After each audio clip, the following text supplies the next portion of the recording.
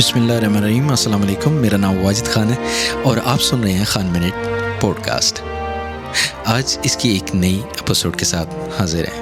آج ہمارا موضوع ہے کہ ای میل اسپیم کیا ہے، اور میری کوشش ہے کہ وہ موضوعات جس سے ایک عام گھریلو صارف کو فائدہ ہو سکتا ہے اسے عام الفاظ میں بتایا جائے.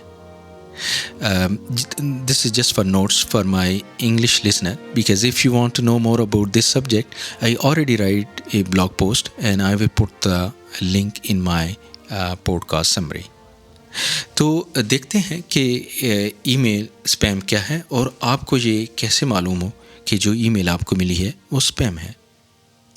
آپ کو پتہ ہے کہ اس انٹرنیٹ یا سائبر ورلڈ میں پرائیویسی بہت عام ہو چکی ہے.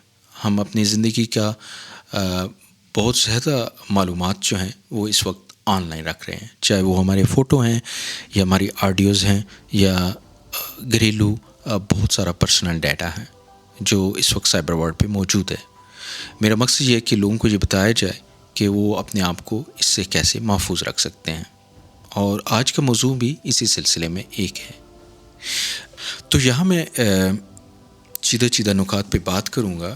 میرے خیال میں اگر آپ ان نکات کو جان جائیں تو 90% ای میل آپ جان سکتے ہیں کہ وہ اسپیم ہے.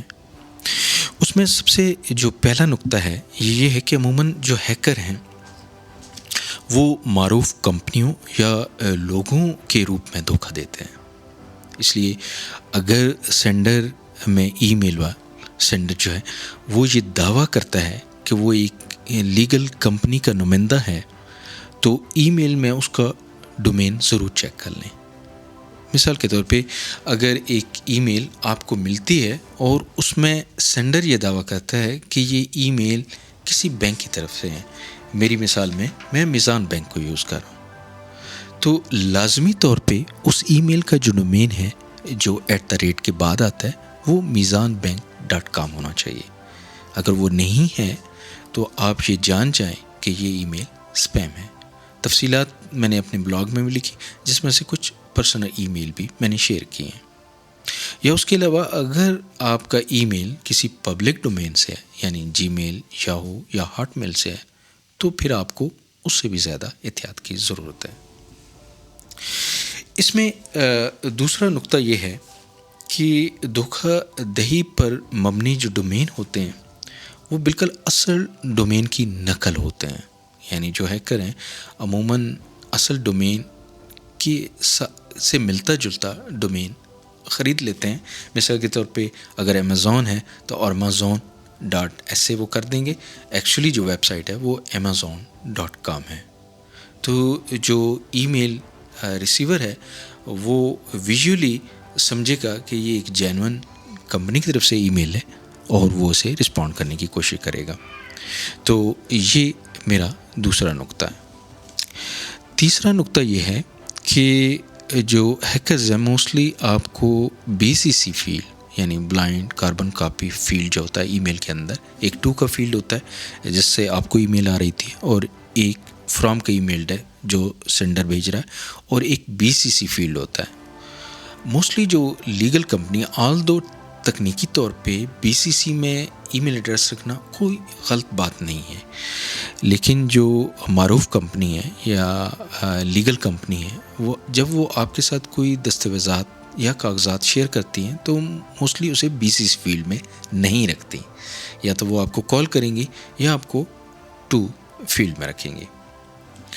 تو اگر آپ کا ای میل BCC فیلڈ میں ہے تو اس میں آپ جان سکتے ہیں کہ یہ ای میل جو ہے یہ اسپام ہے.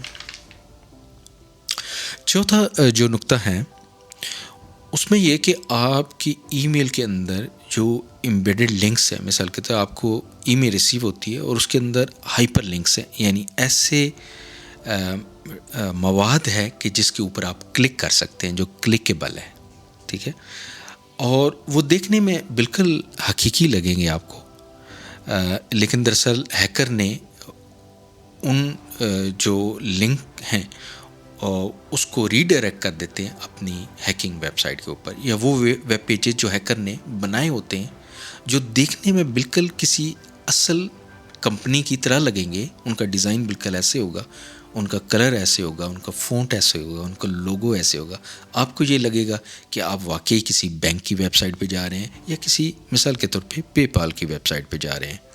لیکن دراصل وہ آپ کو اپنی بنائی ہوئی ویب سائٹ جو کہ نقل بنائی ہوتی ہے اصل کی، اس پر لے جاتے ہیں، اور وہاں پہ آپ سے کہا جاتا ہے کہ آپ اپنی ذاتی معلومات ان کے ساتھ شیئر کریں.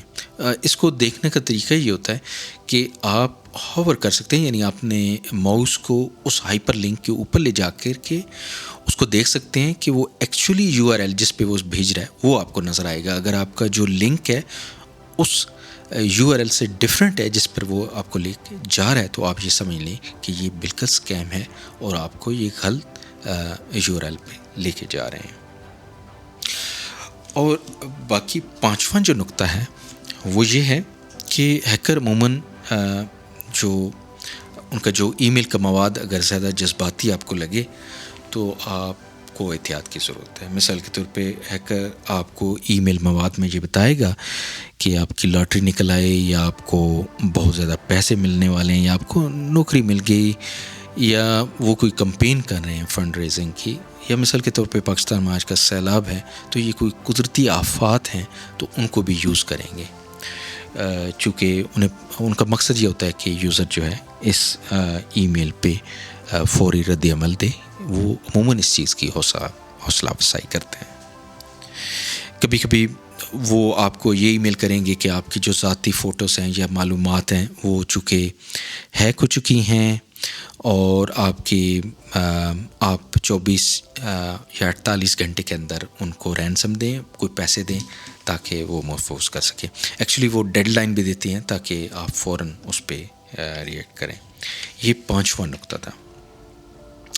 چھٹا نقطہ کسی ای میل اسکیم کے لیے یہ ضروری ہے کہ جو اٹیچمنٹ ہوتی ہیں اس کو آپ حتی الامکان کوشش کریں کہ اس کو ہرگز ڈاؤن لوڈ نہ کریں یا اپنے کمپیوٹر پہ سیو نہ کریں جب تک کہ آپ کو یقین نہ ہو کوئی ای میل، متوقع ای میل جو آپ جان رہے تھے کسی ویلڈ سورس سے آپ کو آنی ہے اٹیچمنٹ کے ساتھ، وہ الگ بات ہے.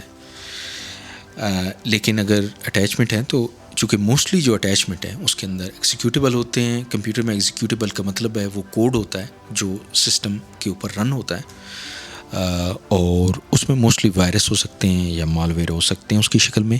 وہ نہ صرف آپ کے کمپیوٹر کو انفیکٹ کیا جائے گا، متاثر کرے گا، بلکہ آپ کے دوستوں اور آپ کے رشتہ دار جو آپ کے ساتھ لنک ہیں ان کے کمپیوٹرز کو بھی متاثر کر سکتے ہیں.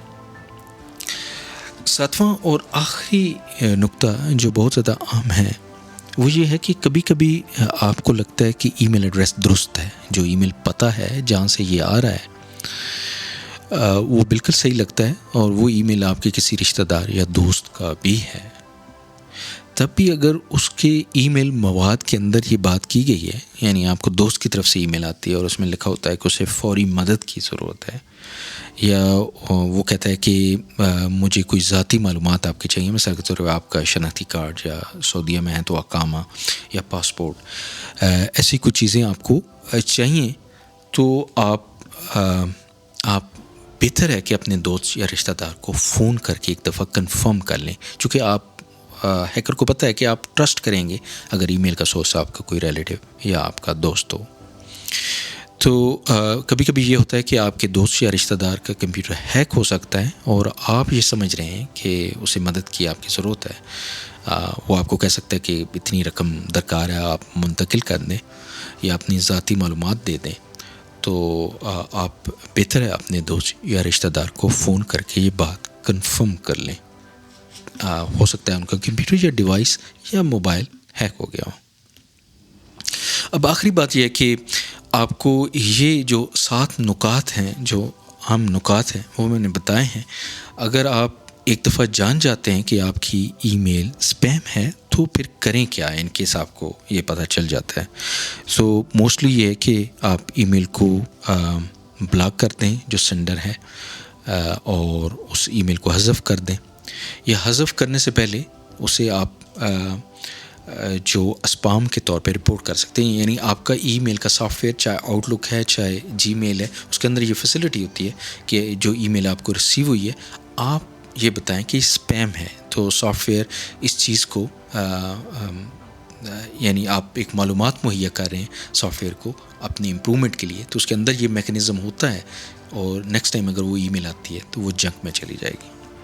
مثال کے طور آپ کو ویلڈ ای میل آتی ہے کسی کمپنی کے نمائندے کی طرف سے، اور اس کا ڈومین نیم بھی ٹھیک ہے، اور آپ سمجھتے ہیں کہ یہ اسکیم ہے، تو آپ بہتر ہے کہ اس کمپنی کی کسٹمر سروس کو یہ چیز رپورٹ کروائیں۔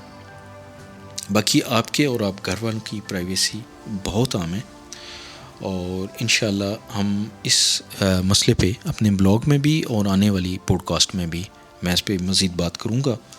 اب مجھے اجازت دیجیے، ملیں گے انشاءاللہ ایک نئی ایپیسوڈ کے ساتھ۔ میرا نام واجد خان ہے، اور آپ میرے بلاگ wajidkhan.substack.com پہ مجھے سبسکرائب کر سکتے ہیں، یا آپ میرے ویب سائٹ amwajidkhan.com کو بھی وزٹ کر سکتے ہیں۔ آپ مجھے ٹویٹر پہ @چودھری واجد پہ فالو کر سکتے ہیں، اور میرے اس بلاگ پوڈ کاسٹ کو سننے کا بہت بہت شکریہ، اور انشاءاللہ ملیں گے ایک نئی ایپیسوڈ کے ساتھ۔ اللہ حافظ، السلام علیکم۔